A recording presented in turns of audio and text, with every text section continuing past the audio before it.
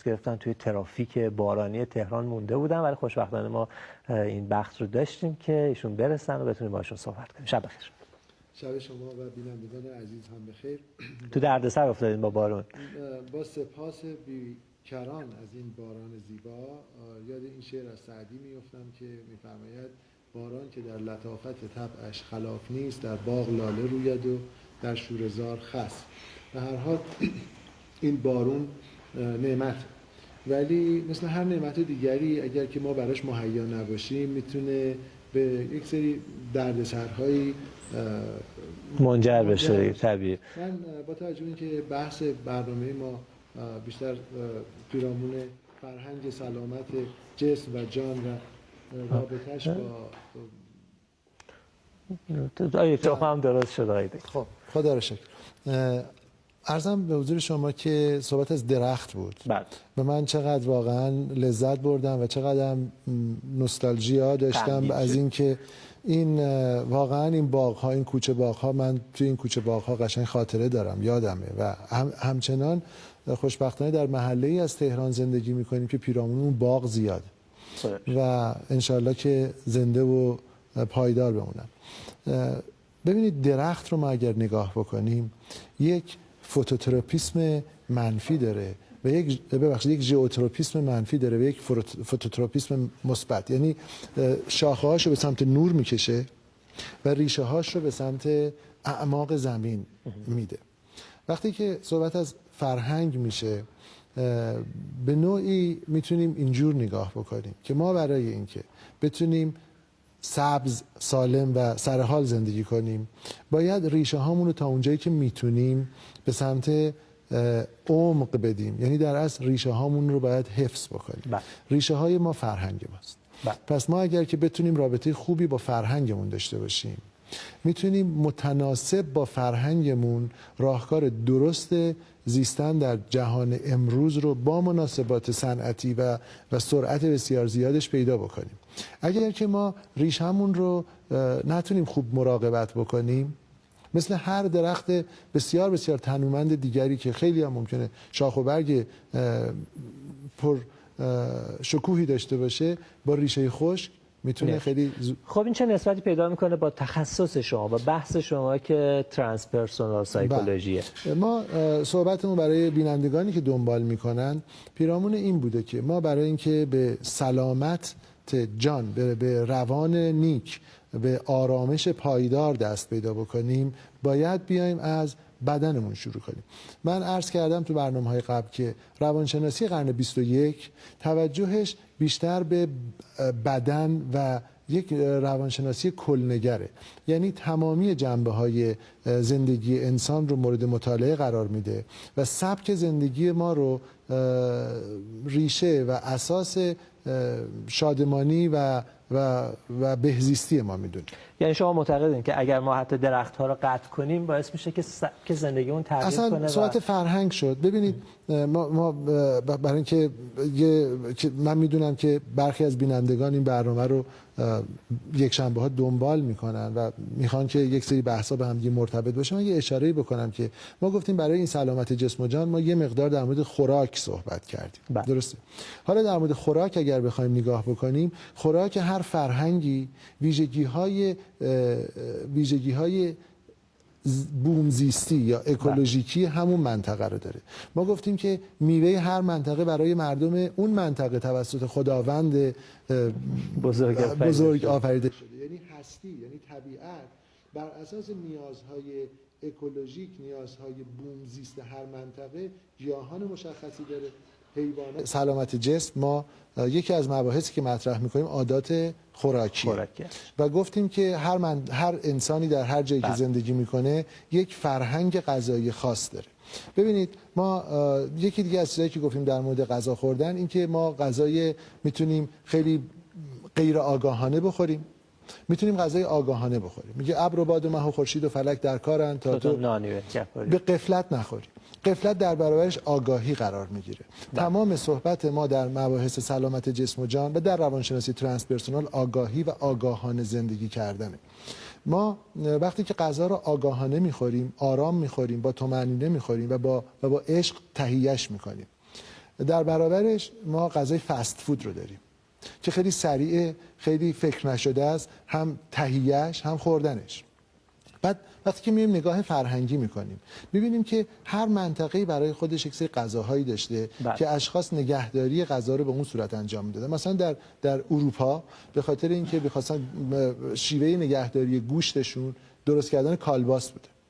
ما خودمون شیوه نگهداری گوشت خودمون رو داشتیم که درست کردن قرمه بوده. خب در مثلا کشوری مثلا آمریکا همه گاوچرون و مثلا غذای عمدهشون استیک و همبرگره. حالا ما وقت می‌دونیم این غذاهایی که مربوط به فرهنگ‌های دیگر هست رو میاریم قاطی می‌کنیم، خیلی هم سریع درست می‌کنیم می‌خوریم. ما نمی‌تونیم به اون هوشیاری بدنی که دنبالش هستیم برسیم. بنابراین درگیر همون آموزه‌های ذهنیمون میشیم. ببینید در قدیم مثلا ما یه مامانی داشتیم که مادر بزرگم بود. ایشون واقعا تو هر خونه که بودن شعله گرم اجاق خانه بودن، در سکوت خودشون میشستن و با یک دقت بسیار بسیار ظریفی پوست پرتقال رو خلال میکردن. وقت تموم شد. نه 4 دقیقه وقت. پوست پرتقال رو خلال میکردن، عرضم به حضور شما حبوبات رو مثلا، یا مثلا کمک میکردن به مادر من در انداختن ترشی، در انداختن. ما این عادات ازمون برامون از بین رفته. من میخوام باز دوباره گریز بزنم به اون حرفهای زیبایی که شما خوندید در مورد باغ. ببینید در قدیم مثلا همیشه میوه یک فصل رو مناسب فصل دیگه نگهداری میکردن. میوه‌های تابستونی رو لواشک درست میکردن، خشکه درست میکردن، مثلا برگ خشک، انجیر خشک درست میکردن. عرضم به حضور شما که خب آقای دکتر الان که بهتر همه چی همه وقت هست. خب حالا ببینید شما به میزانی که انرژی، وقت، حوصله و عشق صرف میکنی برای اینکه غذات رو آماده بکنی، به همون میزان آرامش و آگاهی رو داری وارد بدنت میکنی و بدنت رو زنده و سرشار و تازه نگه میداری برای اینکه بتونی در کانون خودت که ما در جلسه قبل اون پاندول رو آوردیم، در کانون خودت بیستی و وقتی در کانون خودت بیستی با کانون کل هستی هماهنگی. ببینید آقای ضابطیان، ما نباید فراموش بکنیم که برای چی اومدیم روی زمین. این زندگی برای چی به ما داده شده؟ آیا برای این به ما داده شده که ما مثلا انواع و اقسام اسنک ها رو بتونیم سریع بخریم بخوریم؟ و آیا برای این اومدی که اصلا بخوریم و فقط بخوریم؟ ما گفتیم که اون خور و خواب و خشم و شهوت شغب است. هر خوردن و خوابیدنی نیست. ما خوردن آگاهانه داریم.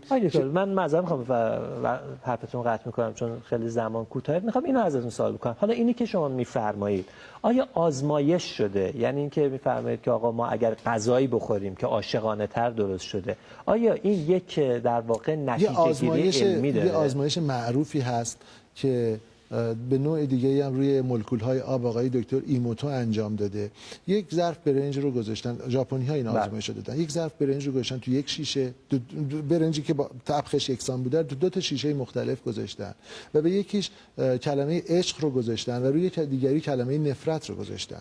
این برنجی که کلمه نفرت روش بوده بعد از یک هفته کپک زده و سیاه شده. این برنجی که روش کلمه عشق رو نوشته بودن همچنان تر و تازه مونده. این آزمایشی است که صورت گرفته و این آزمایشی است که من فکر می‌کنم ما میتونیم امتحان کنیم. هر کدوم از خوانندگان بینندگان ما میتونن امتحان کنن، این کارو بکنن، به یک ظرف غذا هر روز بیان و دعا بخونن و عشق بدن و به یکی دیگه ندن.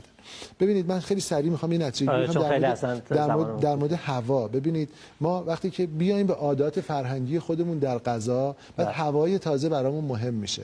ما اگر بنا باشه لواشک توی ایوونمون درست کنیم، اگه بنا باشه که میوه خشک واسه فصل زمستونمون درست کنیم، تو هر هوایی نمیتونیم.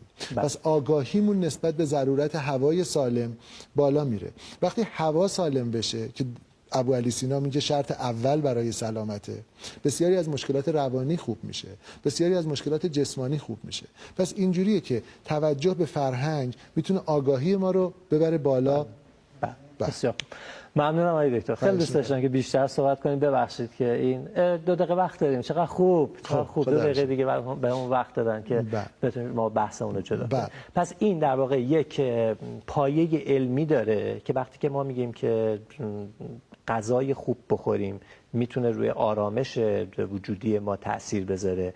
و بعد شما اشاره میکنید حالا به حرف ابن سینا که میگه که آقا اگر که هوای خوب داشته باشی، بله گفتیم که 6 تا آیتم برای سلامت میگه که اولینش هوای سالمه. ما ببینید درسته که در مقاطع مختلف ما به هوا اشاره میکنیم و میگیم هوا آلوده است، آلودگی هوا، ولی واقعیتش این است که ما خیلی ضرورت هوای تازه رو حس نمیکنیم، به خاطر اینکه در اموری که شخصاً باهاش درگیر هستیم هوای تازه خیلی مهم نیست. ما برای غذامون اگر که به قرار غذایی که میخوریم اگر بنا باشه هوای تازه مهم باشه، اون موقع اهمیت هوا، اشخاص بیشتری متوجه میشن که هوا آلوده است. خیلی از اشخاصی که مثلا کوهنوردن خیلی سریعتر میفهمن هوا آلوده است. خیلی از اشخاصی که صبح بلند میشن سوار اتوبوس میشن میرن سر کار برمیگردن هوای آلوده رو متوجه نمیشن. فکر می‌کنم این مبحثی که خیلی باید بیشتر درباره‌اش صحبت بکنیم هفته‌های دیگه. خیلی ممنونم دکتر، متشکرم. در این هوای بحرانی شما دوباره میفرستیم خونه و به خدا می‌سپاریم. سپاسگزارم از شما هم که امشب بیننده ما بودین. ببخشید به خاطر یه سری اتفاقات فنی که افتاد در برنامه و امیدوارم که شب بارانی خوبی رو داشته باشید در